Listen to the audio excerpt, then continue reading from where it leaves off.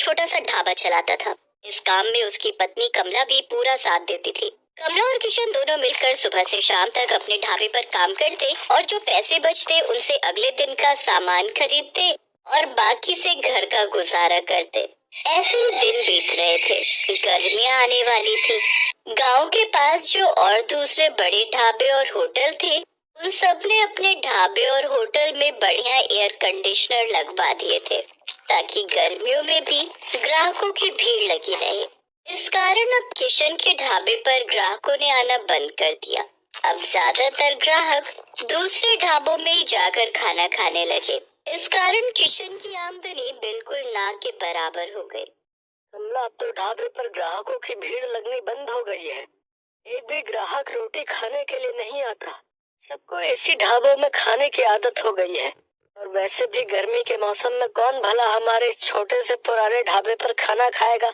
सबको एसी की ठंडी हवा में खाना खाना अच्छा लगता है। और हमारे पास तो इतने पैसे भी नहीं है कि हम बड़ा और महंगा एसी लगवा सकें। कैसे गुजारा चलेगा कमला, कुछ समझ नहीं आ रहा है। इसी बात को लेकर तो मुझे भी चिंता हो रही है। ग्राहक नहीं आते तो खाना भी रोजाना का खराब हो रहा है। हमारा तो बहुत नुकसान हो जाएगा। अब तो थोड़े से ही पैसे बचे हैं जिनसे सिर्फ एक दाल और रोटी बना सकते हैं। उसके अलावा हम कुछ नहीं बना सकते। किशन भाई, गर्मी में यहाँ बैठकर खाना बहुत मुश्किल है। आज तो मैं गलती से बैठ गया, नहीं तो अब तो मैं एसी वाले ठंडे ढाबे में ही खाना खाऊंगा। वहाँ थोड़े पैसे ज्यादा होते हैं पर आराम से खाना तो खा लेते हैं। लाओ, कितने पैसे हो गए?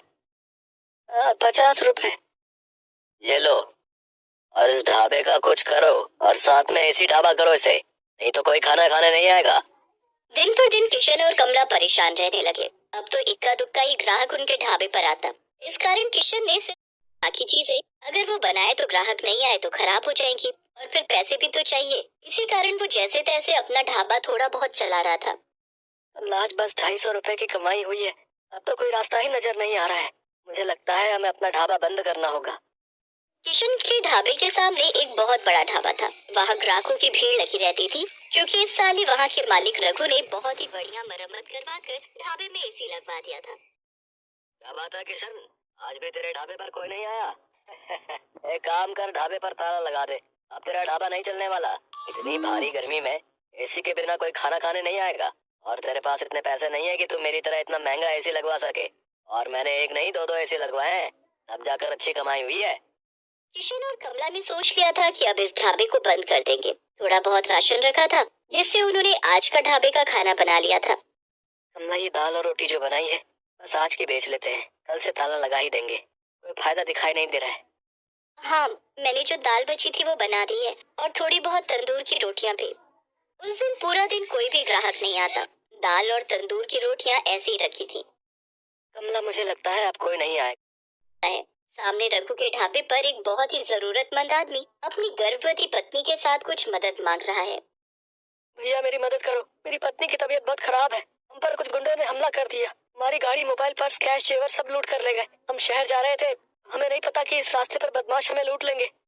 ओ भाई, ये कोई खैराती धर्मशाला नहीं है जो तुम्हें मुफ्त में यहाँ रोक लूं। चलो जाओ यहाँ से। पता नहीं कहाँ कहाँ से आ जाते हैं, मुझे क्या पता। कोई चोर उचक के लुटेरे हो तुम। आजकल किसी का कोई भरोसा नहीं है। ओ छोटू, इन्हें बाहर भेज और ढाबे का शटर गिरा दे। मैं घर जा रहा हूँ। अरे अरे, सुनो तो भैया, भैया सुनो तो। सुनो जी, अब खड़ा नहीं हुआ जा रहा। मुझे बहुत प्यास लगी है, थोड़ा सा कहीं से पानी ले लो। किशन और कमला उस व्यक्ति और उसकी पत्नी को देख रहे थे। किशन दौड़कर उनके पास जाता है। भैया जी, आप चिंता मत करो, आप मेरे साथ मेरे ढाबे पर चलो। आइए बहन जी, आप मेरे साथ आइए।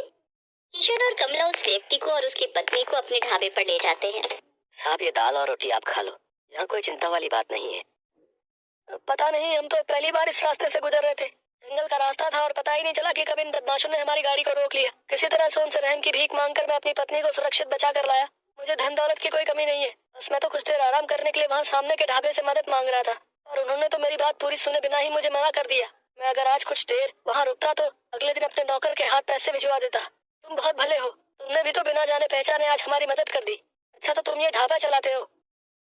साहब, चलाता तो हूँ, पर आज मेरा इस ढाबे पर आखिरी दिन था। मैं इस ढाबे को बंद कर रहा था। शायद आपकी किस्मत में आज मेरे ढाबे की रोटी खाना लिखा था। किशन अपना सारा दुख उस व्यक्ति को बताता है। चिंता मत करो भाई, अब तुम्हें इस ढाबे को बंद नहीं करना पड़ेगा। मेरा नाम वीरेंद्र सिंह है, मैं शहर का जाना माना व्यापारी हूँ।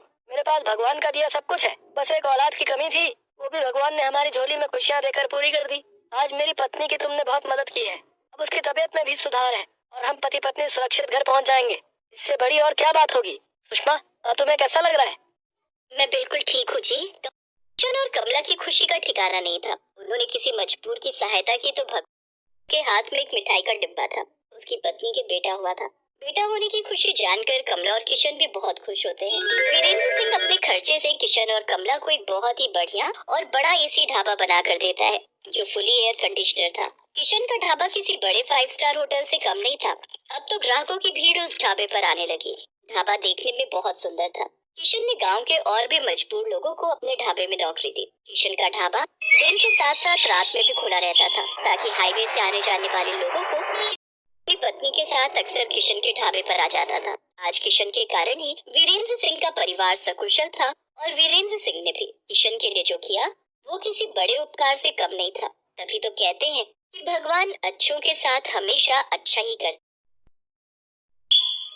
छोटू, चल बेटा जरा जल्दी कर, वो 5 नंबर वाले टेबल पर कस्टमर बहुत देर से खाने का इंतजार कर रहा है और बाहर भी लाइन बढ़ती जा रही है। इतना लेट करेंगे तो सब बगल वाले होटल में चले जाएंगे। बस मालिक, 5 नंबर वाले का ऑर्डर तैयार है और यहाँ कुछ टेबल भी बस खाली होने वाली है, तो बाहर वाले कस्टमर्स अब अंदर आ सकते हैं।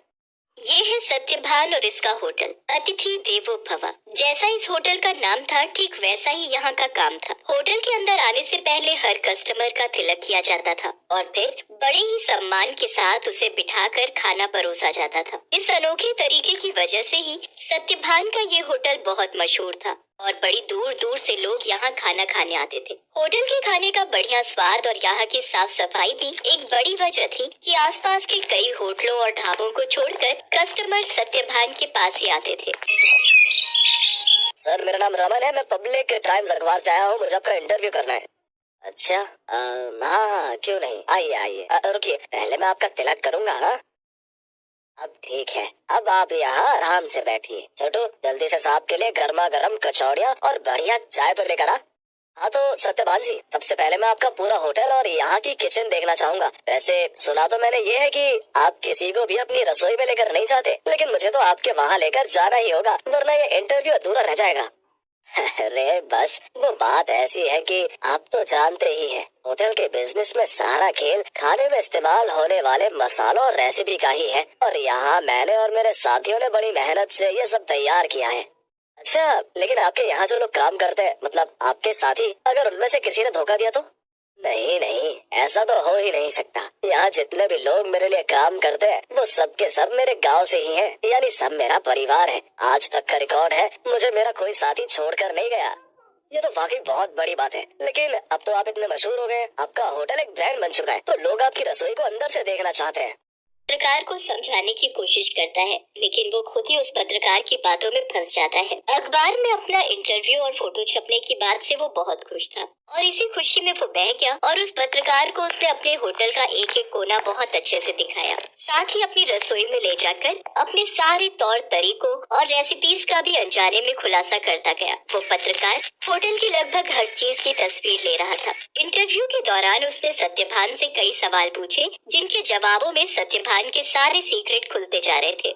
अच्छा सत्यभान जी, बहुत अच्छा लगा आपसे मिलकर। इंटरव्यू के लिए शुक्रिया, अब मैं चलता हूँ। जी जी, आपका बहुत शुक्रिया। और कुछ दूर पहुंचते ही मुस्कुराते हुए अपने गले में पहना हुआ आई कार्ड उतारकर एक कूड़े के ढेर में फेंक देता है। बड़ा अक्लमंद समझता था खुद को। था ही नहीं, पास ही मौजूद एक दूसरे होटल के मालिक का रिश्तेदार था, जो पत्रकार बनकर सत्यभान के सारे सीक्रेट जानने के लिए उसके पास गया था। वो सुबह के अखबार में अपने इंटरव्यू के छपने का इंतजार कर रहा था। जा छोटू, देख तो अखबार आ गया होगा। अब तो पूरे 4 दिन हो लिए, आज तो पक्का अपनी फोटो छपी होगी। छोटू फौरन उस दिन का अखबार लेकर आता है, लेकिन बीते दिनों की तरह उसमें भी सत्यभान और उसके होटल का जिक्र तक नहीं था। ये देखकर सत्यभान उदास हो जाता है। ऐसा कई दिनों तक होता रहा। फिर सत्यभान ने उम्मीद ही छोड़ दी और ये सब कुछ भुला दिया। फिर एक दिन अचानक सत्यभान के होटल में रेड पड़ जाती है। फूड इंस्पेक्टर अपने कुछ आदमियों के साथ सत्यभान के होटल पहुंचते हैं और वहां मौजूद हर चीज की जांच करने लगते हैं। देखिए, हमें आपके होटल के खिलाफ शिकायत मिली है कि आप खाने में नकली सामान का इस्तेमाल करते हैं। ये कैसी बातें कर रहे हैं आप? सालों से मैं इस होटल को चला रहा हूँ, वो भी पूरी ईमानदारी से।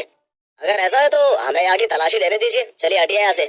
पूरी टीम होटल का कोना कोना छानने लगती है। तभी उन्हें किचन के पास एक छोटा सा दरवाजा को खोलकर अंदर जाते हैं तो उन्हें काफी मात्रा में नकली घी, तेल, नकली मसाले जैसी कई चीजें मिलती हैं। तो ये है तुम्हारी ईमानदारी का सबूत? हाँ। टीम सत्यभान के होटल को सील कर देती है। साथ ही सत्यभान को जेल भेज दिया जाता है। एक ही पल में सत्यभान का सब कुछ बर्बाद हो गया था। उसका परिवार सड़क पर आ गया था। सत्यभान खुद को बेगुनाह साबित नहीं कर सका और उसका सब कुछ जुर्माने की रकम अदा करने में चला जाता है। उसके गांव के लोग जो उसके लिए काम किया करते थे वो भी उसका साथ छोड़कर गांव वापस चले जाते हैं, सिवाय छोटू के। चलो तुम्हारी जमानत हो गई है। जमानत की बात सुनकर सत्यभान चौंक जाता है। वो बाहर आकर देखता है तो एक वकील के साथ खड़ा छोटू उसका इंतजार कर रहा था। छोटू, तूने ये सब कैसे किया बेटा? तेरे पास इतने पैसे कहाँ से आए? मैं तो बिन माँ बाप का एक लावारिस था मालिक। आपने मुझे सहारा दिया था तो मैं आपको इस हाल में अकेला कैसे छोड़ देता? आपको याद है मैं हर महीने की तनख्वाह से कुछ पैसे जोड़ता था अपनी आगे की पढ़ाई के लिए, बस वही आज काम आ गए। छोटू की बात सुनकर सत्यभान की आंखों में आंसू आ जाते हैं और वो छोटू को गले लगा लेता है। लेकिन अभी भी सब कुछ ठीक नहीं हुआ था। शहर भर में सत्यभान का नाम खराब हो चुका था। इसलिए सत्यभान अपने परिवार और छोटू के साथ शहर छोड़कर अपने गांव चला जाता है। वहाँ बांस के बड़े बड़े जंगल थे जिनके बीचों बीच एक छोटी सी झोपड़ी बनाकर सत्यभान और उसका परिवार रहने लगता है। सत्यभान के पास गुजर बसर के लायक भी पैसे नहीं थे, इसलिए उसे कुछ तो करना ही था। तभी एक दिन उसने गांव के एक बच्चे को एक आधे कटे बांस में कुछ खाते हुए देखा। सत्यभान उस बच्चे के पास गया और उससे बोला, बेटा ये क्या खा रहे हो? ये हरे बांस का अचार है और ये रोटी है। ये बर्तन ये भी बांस से बना है। वो यहाँ गांव में बांस ही सबसे ज्यादा उगता है ना, तो हम लोग इसी का ज्यादा से ज्यादा इस्तेमाल करते हैं। उस बच्चे की बात सुनकर जैसे सत्यभान के दिमाग के घोड़े दौड़ने लगे। उसने फौरन छोटू को अपने पास बुलाया और उसे कुछ समझाने लगा। फिर अगले दिन तड़के सुबह ही वो छोटू के साथ बांस के जंगल में गया और ढेर सारी बांस की लकड़ियां काट कर ले आया। सत्यभान और छोटू दिन रात लगे रहे और देखते ही देखते उन दोनों ने सिर्फ बांस की मदद से पूरा का पूरा होटल बनाकर तैयार कर लिया, जहाँ दीवारें भी बांस की थी और सारे बर्तन भी। अब सवाल ये था कि इस होटल में पकेगा क्या? मालिक आप चिंता मत कीजिए, हमें जाकर सब लोगों से बात करनी चाहिए जो शहर में अपने साथ काम करते थे। मुझे विश्वास। बात मानकर सत्यभान अपने गांव के लोगों से बात करता है। धीरे धीरे गांव के कई लोग उसकी मदद के लिए आगे आते हैं। कई लोग उसे मुफ्त में राशन देते हैं, जिसके साथ हरे बांस का इस्तेमाल करके सत्यभान और छोटू होटल के लिए खाना बनाते हैं। और इस तरह एक बार फिर सत्यभान का होटल चल पड़ता है। लेकिन हालात अब पहले से बहुत अलग थे। कई दिनों तक सत्यभान के होटल में एक भी ग्राहक नहीं आता। फिर एक दिन शहर से कुछ दोस्तों का एक ग्रुप वहां आता है और सत्यभान के अनोखे होटल को देखकर चौंक जाता है। कुछ नया आजमाने के इरादे से वो सभी सत्यभान के होटल के अंदर आ जाते हैं। सत्यभान उन सब की बहुत ही अच्छे से खातिरदारी करता है और फिर भाई अब मजा आ गया। ये तो बिल्कुल ही नया एक्सपीरियंस था। शहर से इतनी दूर इतनी अच्छी सर्विस और उससे भी बढ़िया खाना। सच में बहुत अच्छा लगा यहाँ आकर। और सबसे बड़ी बात, मुझे तो पता ही नहीं था कि बांस को भी खा सकते हैं, वो भी इतने अलग अलग रेसिपीज में। सत्यभान के खाने और अलग किस्म के होटल की तारीफ वो सभी दोस्त